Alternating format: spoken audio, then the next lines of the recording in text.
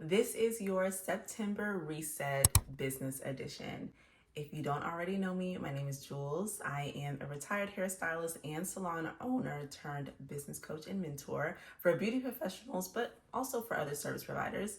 I basically walk you through the three phases of business, which is building up your business, bridging the gaps with systems, and then branching out by scaling or diversifying your income. In this video, I'm going to talk about key focuses that you need to just set your mind on for September, which is the end of quarter three, before we go into quarter four. So the theme of this video is to review your progress and your performance and apply what worked and then acknowledge what's needed. Let's get into marketing.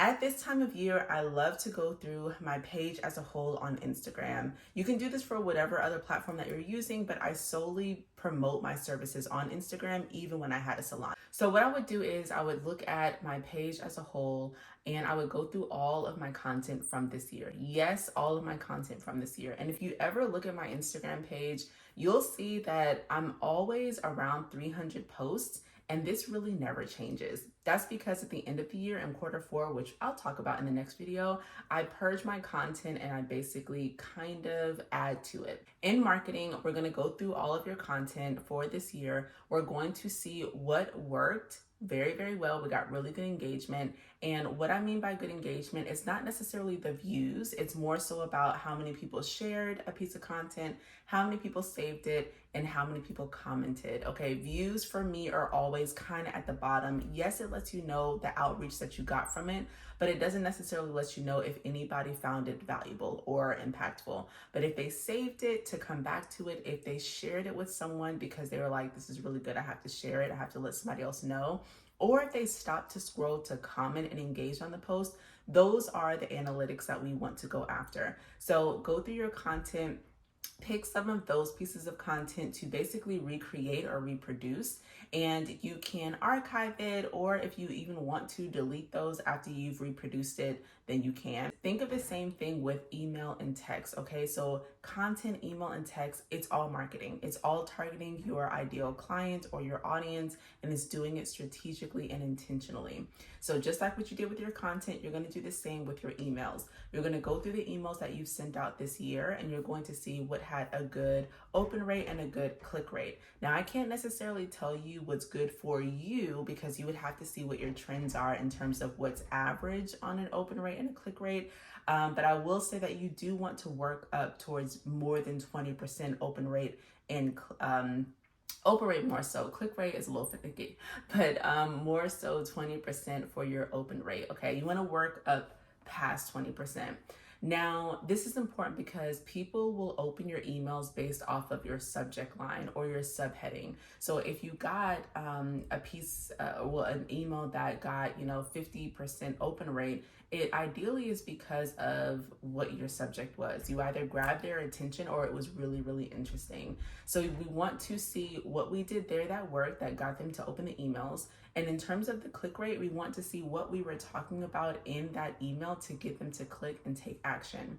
What was the call to action? Was it for them to book an appointment or was it for them to purchase a product? Either way, go through all of your emails that had good percentages in open and click rate, and then see what it is about it that you could recreate and that would do very well the next time.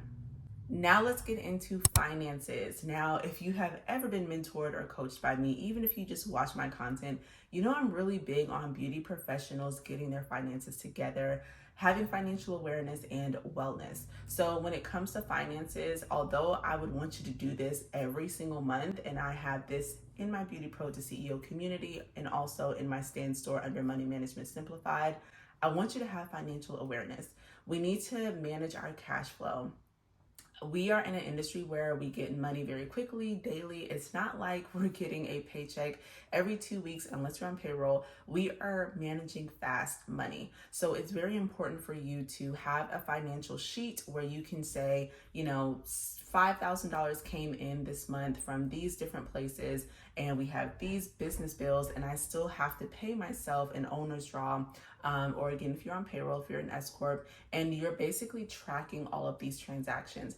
This is different than bookkeeping, okay? So I always have to tell people, just to be clear, Tracking your finances is both your personal and your business. You're basically tracking every single transaction.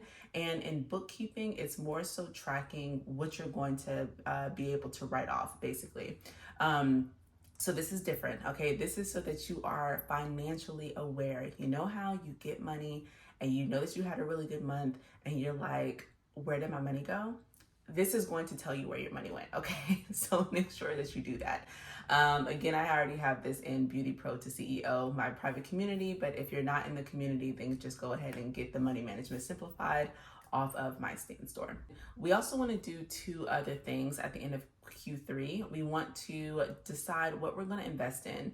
I'm working with a few beauty professionals right now, and they are really saving up to do a huge wholesale order with the product lines that they use. Some people will even say, like, I want to take this $3,000 class and I have to fly somewhere or whatever. But at the end of Q3, you really want to go ahead and make those new investments established on your financial sheet and kind of project into whatever month that you're actually going to have to spend that type of money. So that is not like a surprise bill. So let's just say, like, you know that your salon needs new shampoo chairs, they need you need some shelves, you need whatever. You want to start shopping for that so that you can get an accurate number of how much it's going to cost. And then you want to basically forecast it into whatever month that you're going to purchase it, but save it up until that month, okay?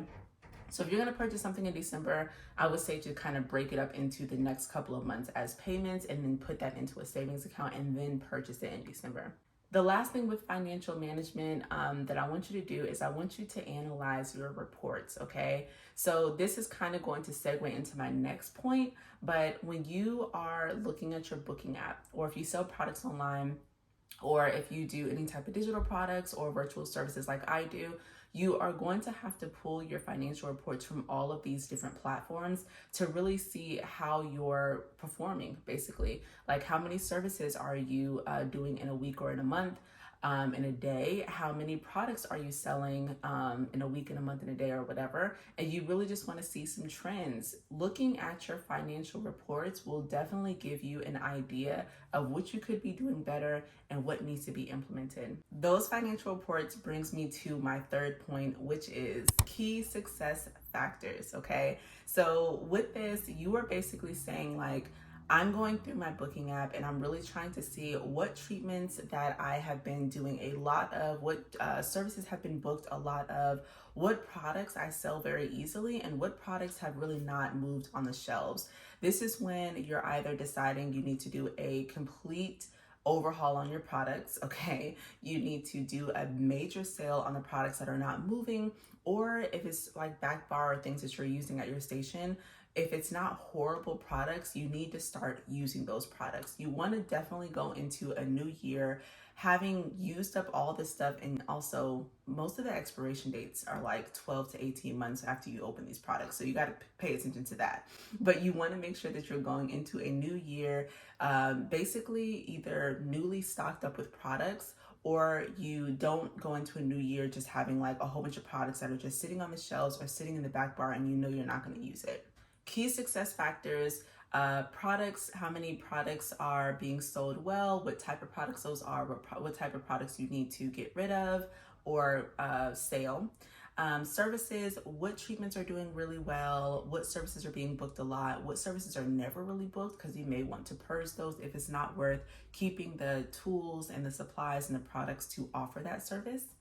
And then 3, it's clients. So how many of your clients, I like to look at them as like top clients, but how many of your clients spend over a certain amount, and what made them spend that? What services are they getting? How frequently are they coming in? Those top clients, you kind of want to see what's happening well with that. And you want to basically find other ideal clients that would mimic that, because your top clients are basically like high earners as employees if you had a, like an employee-based business. And so you can kind of see like, okay, this employee is basically high performing because of these things are in place for them. With clients, this client is my top client, meaning She's always booking. She's always booking ahead, but also booking frequently. And she's always spending over X, Y, and Z. So again, looking at even your top clients and what's going on there will give you an idea of what you can implement or what you can just basically recreate and push out more into your marketing with your other clients. Lastly, it's self-reflection. Okay, self-reflection, self-improvement. This is when you really take a look at what your efforts were this year. Okay, what your efforts were, what was not worth your time, what you could have done better, where you could have spent your time more productively. And this is also where you try to find opportunities of growth. Okay, so this is not a time for you to beat yourself up. No, this is more so a time of like, okay, I spent a month focusing on this. This did not work out for these reasons, and I've learned this from that. Or I realized that, all Q3, I've basically been starving myself because I'm not eating, and it is showing up in these different areas. I can't sleep, I'm not getting up easily, or, my first 2 clients of the day are really hard to get through.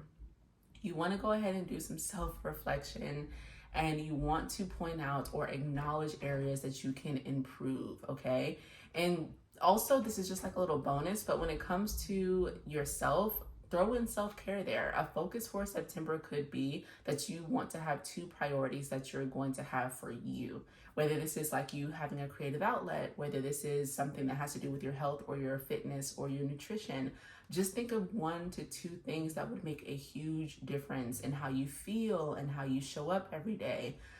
Even how you think mentally. If you've been very negative or pessimistic and you really want to shift your mindset and be more positive, think of 1 to 2 things that you can really focus on this month that will totally improve you, and that would allow you to show up better in your business, because remember, you are the CEO.